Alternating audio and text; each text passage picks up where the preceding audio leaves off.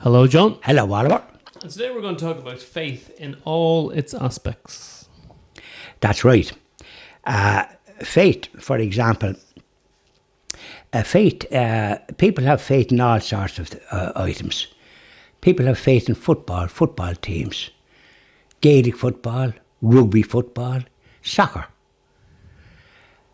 all sorts of sports, tennis, when there's championships on, or Wimbledon. They have faith in that. And they have faith sometimes in Meath, for example. There was a lot of flags erected by, I presume, people from the clubs. They were going around putting up flags everywhere around the street and all that, because the Meath ladies football team, Gaelic football team, were playing in the final last Sunday, and had all these up. Now, I inquired to know who won it, and I believe Meath won it, but I didn't notice that much. Of course, I wasn't there, but I didn't notice that much celebration. Perhaps there was. Now, this is what I heard. I can't verify that. And of course, now Mayo is playing tomorrow in the final, and they've been in football finals before and didn't succeed. So people in Mayo was hoping that their luck will change this year. They're playing in the final, and don't ask me who they're playing, but they're playing at the final. Because I used to play football, but after a few accidents, I decided it wasn't for me. Now, so they're faith in horses, horoscopes, and the secular, what the secular religion is now, which is believe in nothing and do everything that you shouldn't be doing. And they also woke the cancel culture. That's their faith. If they don't like what you're saying, they don't want to listen to you. People, especially with a Catholic and a Christian ethos, is often banned. Yes, that want to talk about matters that are good for individuals, their spiritual development, etc. They're often even now banned on YouTube. I wonder why they're called woke when they seem asleep. Aye, well, you see, this is a new word. When I saw it first, I thought, well, they woke up from a sleep. But it refers to something else. It's another word that the younger people are into, and they are definitely not attending to their spiritual development. You won't do it going around with your head in the air and looking at the internet, etc. You have to visit a church. Mm-hmm. You have to say some prayers, morning and evening. It's incumbent on parents to teach children that, but they're not doing it.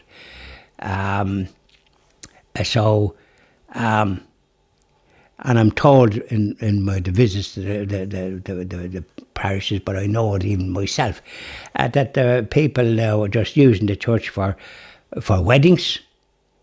Then they don't go anymore. They use it for baptism. They use it for First Holy Communion, the Sacrament of Confirmation, and never seen again. And funerals. They use it for funerals. And some of them go, and you can see that they don't know how to say a prayer. Mm-hmm. They're not saying prayers. Mm-hmm. And the sacrament confession now is not preached or anything like that. And, you know, if you miss Mass, and this is I hear it I've heard it from priests, I've heard it from, but they say it, they're not preaching it at their sermons or at their homilies.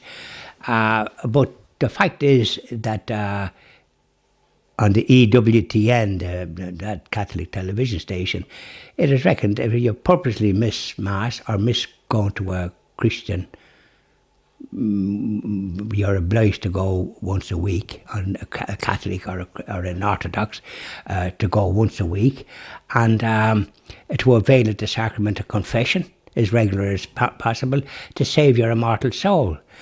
People that don't, on purpose, don't go to practice, they've been baptised as Catholics perhaps, and made they're in a state of mortal sin, and if anything happens to them, they're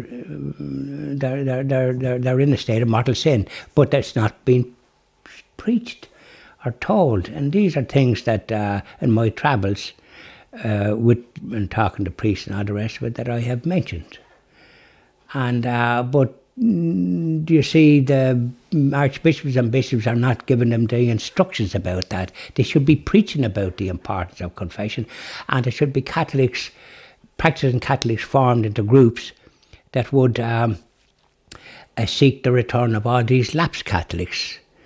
Now, if they still refuse, at least they've been told, but that and they want to be told that their immortal souls are in grave danger. They're in a state of mortal sin, and it hasn't been spoken about. But it's the truth. We were taught this when I was growing up and in school. So you did get taught in the school, and you got some at home with the parents, so that you had a foundation. And once you have a foundation, even as you go through life, that you have to adopt this, that, and the other, and still try to practice your Catholic faith, but not as good as what you should. But then there comes a time when you do, because you're spared. And I'm certainly, for a good few years now, thank God, have devoted myself to what we're at. And where I'm at now, it was nearly an involvement since we started these videos in 2015. We were concentrating on matters now that has come to fruition in the Christian TV Ireland project. Mm-hmm. So it's not today or yesterday that we suddenly decided about it. Yes. We've been at it for 5 years. We've been at it more, John. We've been at it 6 years. 6 years. Well, tell you why, you see. So perhaps I'm trying to make myself a bit younger with the years. Well, you look younger, I can tell you that. But you can be young in heart. Age comes into it, but once you have the whatever it is in your heart, and you do what you can, as I say, holy water I bring with me, because there's no holy water in the fonts when I go into a church, and I like to bless myself. I know I bless myself anyway, even if I just forget to take this here in my pocket, because between bringing in leaflets, and I have a little foil like this with my stuff in it, a little foil like that, and when I'm bringing that in, I sometimes, if I have this, I'm able to leave something. Once or twice I had to go back because I left something behind me. Mm-hmm. Do you see? So you're doing a few things, but I like to bless myself when I go into the church or that, and even in the morning and at night time, I like to have a bit of your holy water. Aye, there it is. You carry that with you? I do. I carry that with me. And because, as I say, not in the holy water fonts, there's no water because it is COVID. And really, I think, funny enough, I was looking at a video last night about this, and it was by Robert Kennedy. It was on Remnant TV. Michael Matt does that, and a lot of people, he is thousands following him. But this was Robert Kennedy, the son of the Robert Kennedy senator that was assassinated, the same as his brother Jack, the president, and he had quite facts about the business of what the military and the military establishment in the US, and people that were trying to figure out how to sort of control people. And he, chapter and verse, he seemed to think that this virus was manufactured to do just that, because it's worldwide. How is it worldwide that this thing happened, and that everybody is at the same racket wearing masks, and so what they call social distance, which is really antisocial? I think look, the thing about that is it's an argument. There's no point in having it, because we don't know is the answer. And the other thing is, as well, when you look at the amount of flights that go around the world, everywhere is connected. So we're in an interconnected world. Yeah, but it's extraordinary though that this thing come, and that everybody now is at the same racket.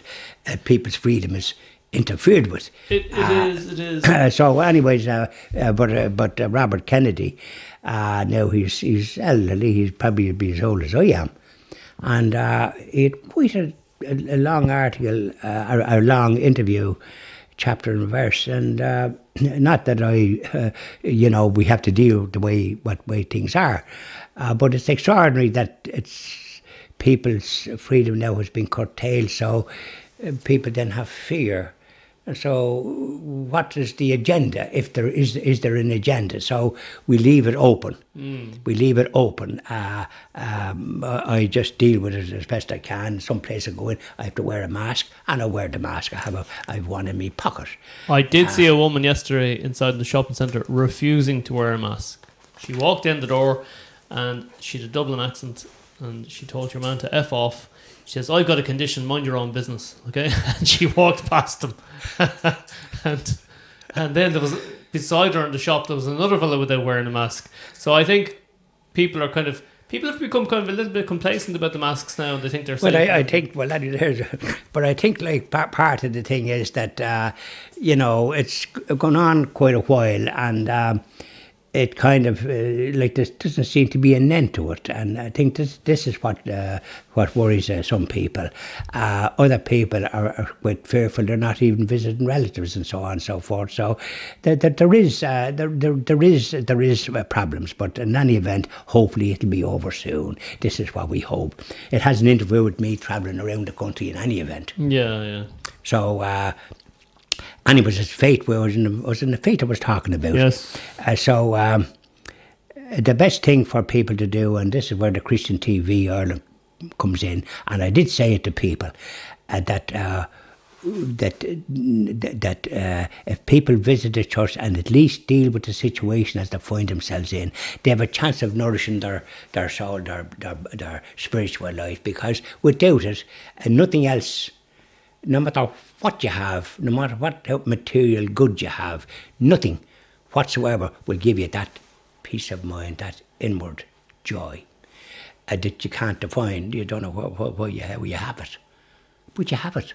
Yeah. And that's how it's happened. And age doesn't come into the picture because your mind is as clear as a pie, as clear as it ever was, and not so concerned about material success. But when you're working, you do have to depend to make sure you have enough to live on, that type of thing. So you have a different agenda. But when you're fortunate to retire and in good health, then you can devote yourself to really what you want to do. And this is what we're doing with the Christian TV Ireland. And this is why faith is so important, and we will be concentrating on that if it comes to be establishment. Maybe not in my time, but hopefully we'll attract people. And this is a plea I'm making, by the way, and I didn't say it in the other, which I meant to say, that I hope young people will join our Christian TV Ireland project, because if that happens to me, age-wise, I'd hope that it will continue. I'm doing the best I can, planting the seed, and I'd be in every county in as many churches as I can. I've quite a few more to do down south and all the rest of it. What about Limerick, Clare, Cork, Kerry, where all the famous Danny O'Connell and the famous Monsignor, the Pimpernel. The Monsignor there. Monsignor Flaherty, isn't it? Aye, Monsignor Hugh Flaherty, that marvellous man, that marvellous priest that rescued 5,000 or 6,000 Jewish people that was in danger, and other people that was in danger from the Germans. And they were running Rome at that stage. He was a great man.